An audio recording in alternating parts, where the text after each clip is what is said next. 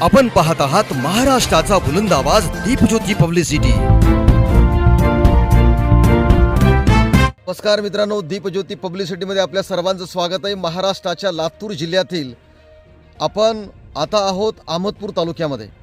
सुनेगाव सांगवी अगदी मन्याड खोऱ्यातलं हे गाव, मन्याड नदीच्या पायथ्याशी असलेलं हे गाव असून या गावातला शेतकरी सुखी समृद्ध झालाय ते फक्त या मन्याड नदीमुळे। हा मनार प्रकल्प लिंबोटी धरणाच्या माध्यमातून शेतकरी सुखी संपन्न झाल्यानंतर आता वेळ अमावस्याच्या निमित्तानं सगळीकडे ह्या माड रानावर तुम्हाला सगळं हिरवगार दिसायला लागलंय। आणि याच मातीशी नातं जोडणारा हा एक सण आहे, तो म्हणजे वेळ अमावस्या। आणि या वेळ अमावस्याच्या निमित्तानं आज आपण आलो परमेश्वर सुरनर यांच्या शेतामध्ये। आज ही सगळी हळद हिरवीगार ज्या माड रानावर दिसते ते एकमेव कारण आहे, ते म्हणजे आपलं लिंबोटी धरण। आपण संवाद साधणार आहोत की आज वेळ अमावस्या आणि आपल्या शेतकरी बांधवांना नेमकं काय वाटतं। नमस्कार आपल्या सर्वांना, आपलं नाव सांगा। माझं नाव रमेश किशन सुरनर आहे। हां, एक अल्पभूधारक आहे। मला एक सांगा की हा सण आपण साजरा का करतो। हा सण एक हिंदू धर्मामधला एक पारंपरिक सण आहे आणि महत्त्वाचा हा सण कर्नाटकमध्ये मानला जात होता पूर्वीपासून। तर त्याच्यानंतर बैलपोळा एक असा मराठवाड्यामधला महत्त्वाचा सण आहे, शेतकरी मानला जातो, शेतकरी वर्गातला। तसाच हा येळ अमावस्यामधला पेरणीच्या अमावस्यानंतरचा 7वी अमावस्या म्हणून हा येळ अमावस्याचा सण मानला जातो।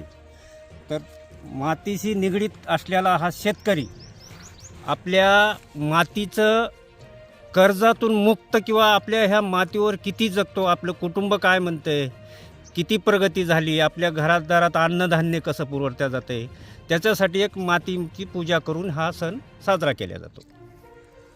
मामा, तुम्हाला काय वाटतं नेमकं हे आपण वेळ अमावस्या साजरी करतो, याचं काही महत्त्व तुम्हाला माहीत आहे का।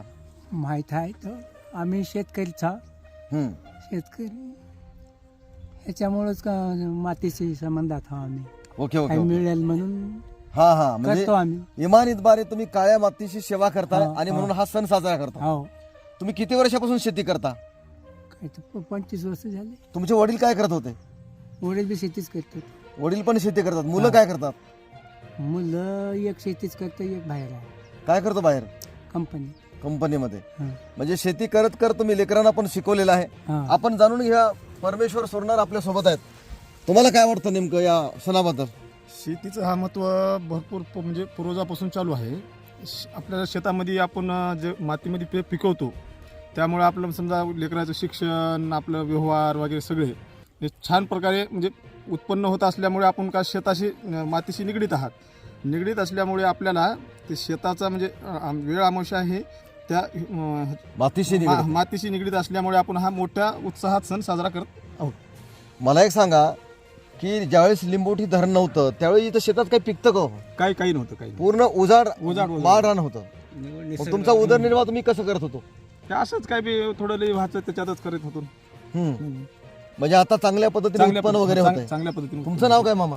यशवंत विठ्ठल ढवळे। यशवंत विठ्ठल ढवळे हे आपल्या सोबत आहेत। हा. तुम्ही तुमच्या वडील शेती करत होते का। हो, तुम्ही पण शेती करता। हो. किती एकर जमीन तुम्हाला आहे। आम्हाला 2-3 एकर आहे। 2-3 एकर उदरनिर्वाह भागतो का तुमचा। त्याच्यात काय भागत नाही। हा, मग? चौकून इकडून तिकडून काही भाग येतो। बघा, महाराष्ट्रातल्या सरकारला सांगायचंय की 3 एकर मध्ये काम करणारा हा शेतकरी जगतो कसा, राहतो कसा, वागतो कसा, याचे कपडे लते, लेकरांचं शिक्षण, या सगळ्या समस्या आमच्या या शेतकरी बांधवासमोर आहेत। आणि मला सांगा, तुम्हाला सरकारकडून काय अपेक्षा आहे। सरकारकडून काय आता अपेक्षा आहे आता कर्जमाफी मालाला भाव देणं, बिया भरण्याचे भाव कमी केले नाहीत, मालाचे भाव कमी। सरकार तर म्हणते दरवर्षीच कर्ज माफ करू का। मग दरवर्षी जर कर्ज माफ केलं तर मग आपल्याला कर्ज उचलून बँकेत न भरायची सवय लागेल। मला काय म्हणायचं की तुम्हाला कर्जापेक्षा शेती मालाला भाव दिला तर काय वाटेल।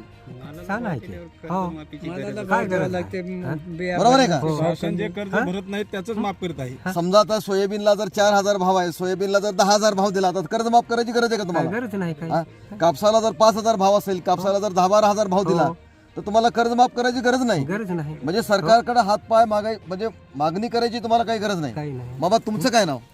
माझं नाव राजेश्वर राजेश्वर सोपान सुरनर। राजेश्वर सोपान सुरनर। तुम्ही काय शेतीच करता का। शेतीच करतो। तुमचे लेकरं बाळ काय करतात। शेतीच करतात। तुम्हाला किती एकर जमीन आहे? 4-5-7 एकर आहे. बघा, उजाड माळरानावर असलेली ही 4-5 एकरची जमीन, जिथं केवळ थोडंसं पाणी आलंय म्हणून मामा थोडंसं चेहऱ्यावरचं तेज आहे, नाहीतर इथं सगळं डोंगराळ भाग, इथं काहीही पिकत नव्हतं, काही खडकच होता पूर्ण. सगळा खडक होता. मग ज्यावेळी इथं पाणीच नव्हतं त्यावेळेस तुम्ही कसं जगायचं?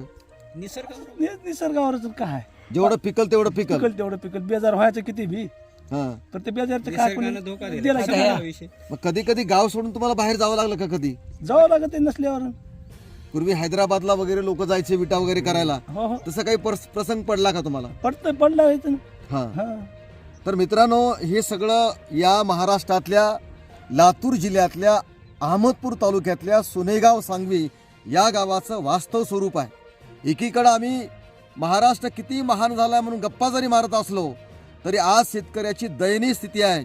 महाराष्ट्र सरकारच्या शासनाला मला विनंती करायची आहे की या शेतकरी राजाला सुखी संपन्न करण्यासाठी आपण ठोस पावलं उचलली पाहिजे. शेतीमालाला भाव दिला पाहिजे. या लोकांची आर्त मागणी, ती मागणी पूर्ण करण्याचा प्रयत्न करावा. मी प्राध्यापक मारुती बुद्रुक पाटील सह दीपज्योती पब्लिसिटी, कॅमेरामॅन राम तिकटे, धन्यवाद.